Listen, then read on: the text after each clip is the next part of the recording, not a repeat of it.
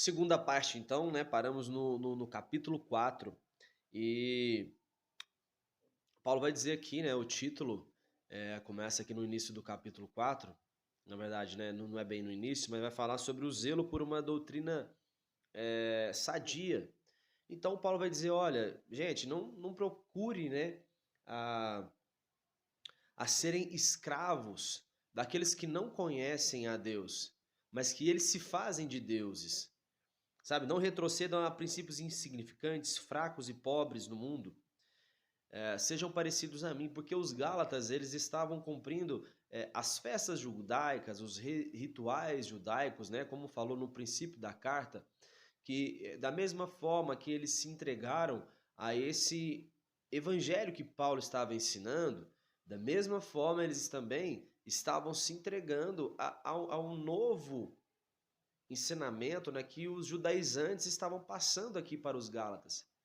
E aí Paulo vai dizer, olha, não retrocedam, cara, né? Não retrocedam a esses princípios. Sejam parecidos a mim, da mesma maneira que eu me tornei semelhante a vós. Quero que saibam, né? Paulo vai dizer que foi por causa de uma enfermidade física que ele pregou o evangelho ali aos Gálatas e ele vai dizer assim, olha, e vocês não se importaram com isso, se fosse possível, vocês até arrancariam os olhos de vocês para poder me entregar. Você vai olhar bem no capítulo 4, né, do qual nós estamos aqui, a partir do verso 12, 13, 14, vai falar dessa enfermidade nos olhos, né, que Paulo teve, e aí até no manual bíblico de Halley, ele vai falar que possivelmente poderia ser um espinho na carne, né? Que Paulo teria por causa dessa enfermidade. Essa enfermidade, assim, atrapalhava ele, né? Você vai ver que logo mais à frente vai falar que Paulo dizendo, olha, com letras grandes eu escrevo a vocês. Então, isso poderia ser algo que atrapalhava ele, né?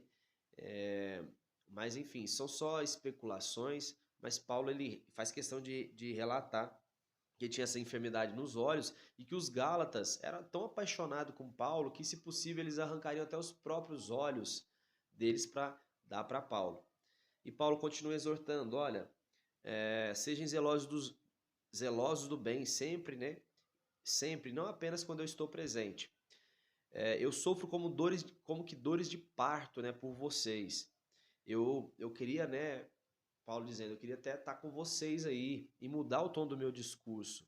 Infelizmente, eu estou vendo essas coisas erradas de vocês estar recebendo outro evangelho, né? Que é a ênfase maior aqui, que Paulo está muito triste com os Gálatas. Ao mesmo tempo, ele elogia eles, mas ele está muito triste, né, com os Gálatas. E ele queria mudar o tom dessa carta, mas não foi possível, né? Bom, Paulo agora ele vai dizer para algumas pessoas que queriam permanecer sobre o jugo da lei. E ele vai dizer o seguinte: olha, Abraão, ele teve duas esposas. Uma que era filha da que era fazia parte da promessa, que é Sara, e a outra que foi feita fora da promessa, que é Agar. E aí Paulo vai dizer: olha, essas mulheres, gente, eu vou explicar para vocês que querem permanecer sobre o jugo da lei. O público de Paulo é esse. Quem quer permanecer sobre o jugo da lei? Então, essas mulheres elas representam duas alianças. Agar, ela representa a aliança feita ali no Monte Sinai. Agar, ela representa, né? Ela corresponde ali à atual cidade de Jerusalém, né? E esses que são parte dessa aliança com Agar são escravos. Agar era uma escrava. Então ela representa a Jerusalém daqui da terra. Agora, a mulher da promessa, que é Sara, e essa que nos representa, quem está livre em Cristo, essa representa a Jerusalém que é do alto. A Jerusalém do alto. Então ele fala dessas duas alianças. Ele vai dizer, olha, no entanto, assim como naquele tempo o que nasceu de modo natural perseguia o que nasceu segundo o Espírito, assim também acontece nos dias de hoje. Nós não somos filhos da escrava, nós somos filhos da liberdade. Então, o que ele vai dizer aqui? Que há essa perseguição da mesma forma que Paulo ele estava pregando agora o evangelho da graça que traz essa liberdade, que não faz a gente ficar escravo numa lei que a gente não conseguia cumpri-la, fica preso sempre na culpa porque a gente não consegue cumprir a lei. Então a pessoa fica presa e fica com essa culpa, cara, eu não consigo, eu não consigo, eu não consigo e nunca vai conseguir. É isso que Paulo está dizendo, mas agora, nós que somos filhos da liberdade, da promessa feita a Abraão, através do seu descendente, nós somos livres. Nós somos da Jerusalém do alto. A Jerusalém daqui da terra é corrompida, infelizmente. Os judeus são o povo de Deus, mas crucificaram o Filho de Deus. Então nós não somos da Jerusalém aqui, da terra, mas da Jerusalém do alto. Amém? Olha, foi para a liberdade que Cristo nos libertou. Eu vos afirmo que Cristo de nada vos servirá se vos deixar circuncidar. Porque todo aquele que se circuncida, ele está começando a cumprir uma lei. Então, se ele cumpriu algo da lei, ele tem que cumprir tudo. Paulo está sendo enfático nisso. Sou até repetitivo aqui. E ele vai dizer, olha, nem circuncisão, nem a incircuncisão tem valor algum, mas sim a fé que opera pelo amor. Um pouco de fermento vai levedar toda a massa, ou seja, qualquer conhecimento além desse que eu estou passando para vocês vai corromper vocês. Aquele que vos perturba, seja lá quem for, vai sofrer uma condenação. E essas pessoas que estão falando isso para vocês, que vocês têm que se circuncidar, têm que cumprir rituais religiosos, cara, Paulo diz, eu queria que essas pessoas fossem castradas, ou seja, elas não tivessem mais autoridade para poder ensinar. Esse é o desejo que Paulo vai dizer, olha, vocês estão sendo confundidos por essas pessoas.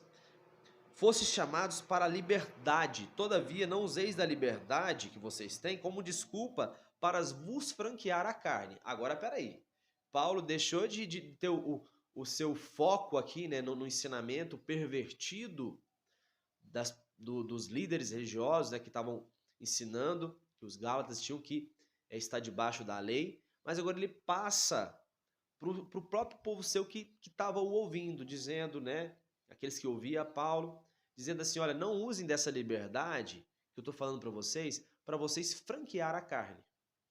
Você não pode fazer de tudo não, cara. Não é bagunçado assim não. Aí ele vai começar a dizer algumas coisas, né? Vai falar sobre o fruto da carne. Ele diz, ó, gente, eu vou falar algo para vocês não se destruírem mutuamente. Sabe? Não usa a liberdade para fazer libertinagem, não. Olha só, ele está sendo enfático nisso, né? O que acontece? Ele diz aqui, olha, vivam no espírito e de forma alguma vocês vão satisfazer os desejos da carne. Porquanto a carne luta contra o espírito, ou seja, os nossos desejos, a nossa carne, ela vai lutar contra o nosso espírito. O nosso espírito está dizendo, olha, não conte uma mentira, não adultere. O nosso espírito está dizendo para a nossa carne está dizendo, faz isso, isso é bom, minta, adultere, não perde a oportunidade.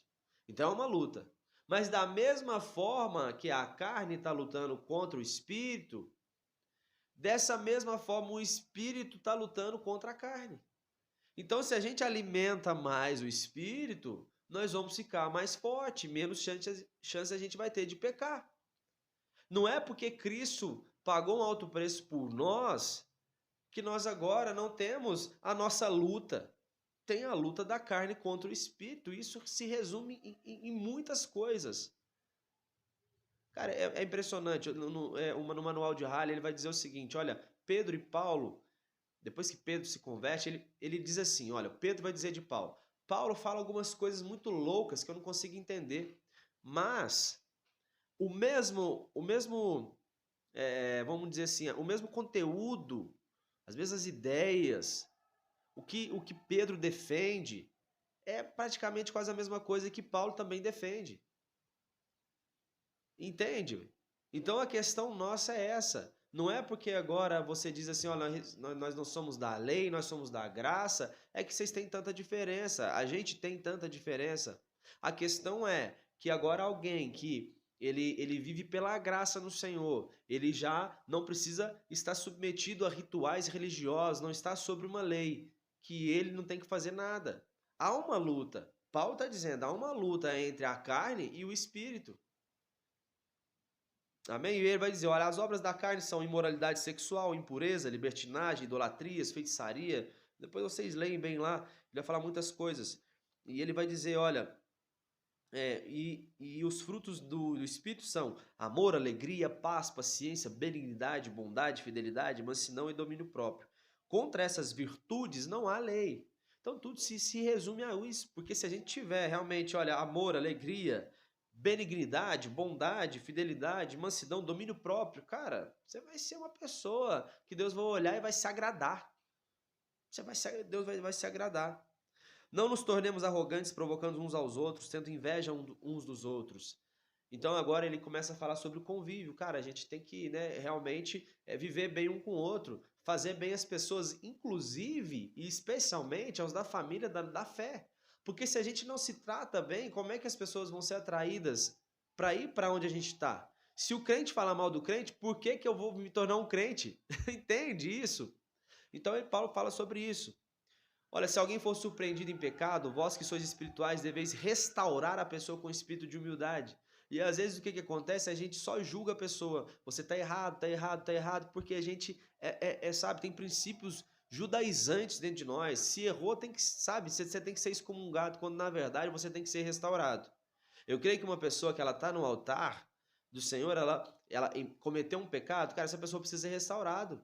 Saia do altar por um tempo, cara. Você vai ser restaurado, mas você vai ser restaurado em amor. Ou talvez não precisa nem sair do altar, cara. Talvez essa pessoa cometeu um deslize. E você pode restaurar ela, mesmo ela continuando no altar. Entende? Mas a nossa questão é querer restaurar as pessoas e não dizer assim, olha, eu não vou na igreja por causa disso. Olha só o que o irmão do louvor está fazendo. O cara está em pecado e tudo mais. Entende? É sobre isso que Paulo está dizendo. Deveis, vocês que... Se você, né, que é espiritual, você procure restaurar as pessoas que elas caíram, que elas pecaram. Mas cuida de ti mesmo, né, para que você não seja tentado. Então, às vezes, você está querendo ensinar uma pessoa, melhor, não é ensinar. Você está querendo confortar uma pessoa que ela está fora da igreja. A pessoa começa a falar, mas eu estou triste com a liderança, com isso e isso, e aí você fica contaminado. Ah, mas é verdade, cara, nossa. Pô, liderança é foda mesmo, hein? Entende, cara? Você parece que você não tá curado, tá querendo curar alguém, e aí isso vai dar problema. Porque você não vai ser curado, você vai ser contaminado. Cada um avalie suas próprias atitudes e então saberá orgulhar-se de si mesmo. Não é me orgulhar. Cara, eu não faço o que o irmão faz. Pô, por isso que eu sou bom. É a oração do publicano e do fariseu. Eu não faço o que ele faz. Cara, olha pra você, cara. Pô, não tô fazendo isso, cara, eu preciso melhorar. Pô, cara, eu faço isso, que bom. Sabe, olhar pra si mesmo. Não se comparar com outras pessoas. E ele fala até pra gente levar o fardo um do outro. Sabe, levar um fardo às vezes você se colocar na brecha pelo irmão. Pô, o cara tá fazendo, tá falando mal do irmão, defende ele. Tipo isso.